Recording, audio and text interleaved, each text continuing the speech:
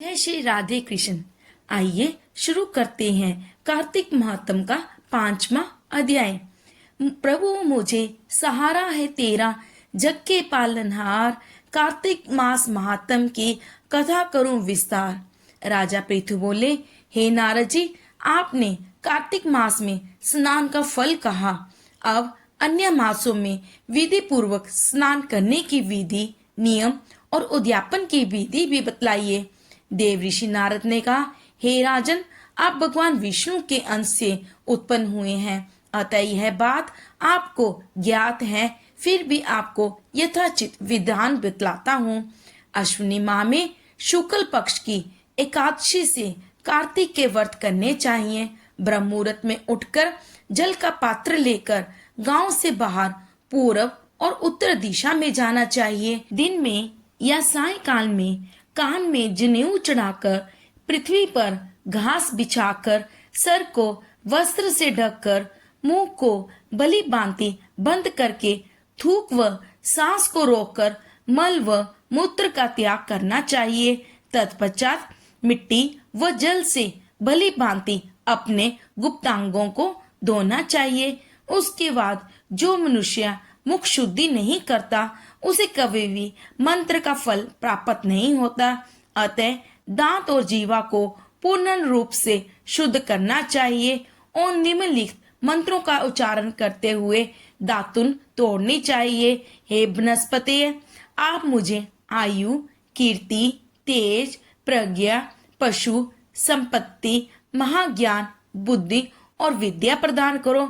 इस प्रकार उच्चारण करके वृक्ष से 12 उंगल की दातुन ले।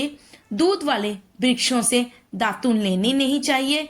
इस प्रकार कपास, कांटेदार वृक्ष तथा जले हुए वृक्ष से भी दातुन लेना मना है। इससे उत्तम गंध आती हो और जिसकी टहनी कोमल हो, ऐसे वृक्ष से दंत दावन ग्रहण करना चाहिए।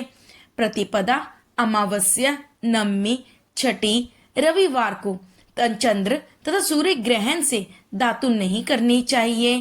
तत्पश्चात बलि बांति स्नान करके फूल माला, चंदन और पान आदि पूजा की सामग्री लेकर प्रसन्नचित व भक्ति पूर्वक शिवालय में जाकर सभी देवताओं की आचमनिया आदि वस्तुओं से अलग अलग पूजा करके प्रार्थना एवं प्रणाम करना चाहिए।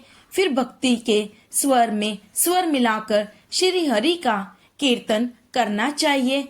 मंदिर में जो गायक भगवान श्री हरि का कीर्तन करने आए हो, उनका माला, चंदन, तांबुल आदि से पूजन करना चाहिए, क्योंकि देवालय में भगवान विष्णु को अपनी तपस्या, योग और दान द्वारा प्रसन्न करते थे।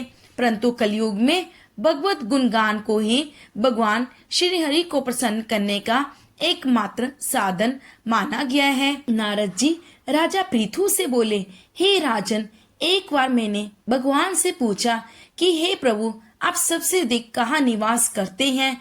इसका उत्तर देते हुए भगवान ने कहा, हे नारद, मैं बैकुंठ या योगियों के हृदय में निवास नहीं करता, अपितु जहाँ मेरे भक्त मेरा कीर्तन करते हैं, मैं वहाँ अवश्य निवास करता हूँ। जो मनुष्य चंदन माला आदि से मेरे भक्तों का पूजन करते हैं, उनमें मेरी प्रीति होती है, जैसे कि मेरे पूजन से भी नहीं हो सकती। नारद जी ने फिर कहा, शीरिष, धतूरा, गिरजा, चमेली, केसर, कंधार और कटल के फूलों व चावल से भगवान विष्णु की पूजा नहीं करनी चाहिए।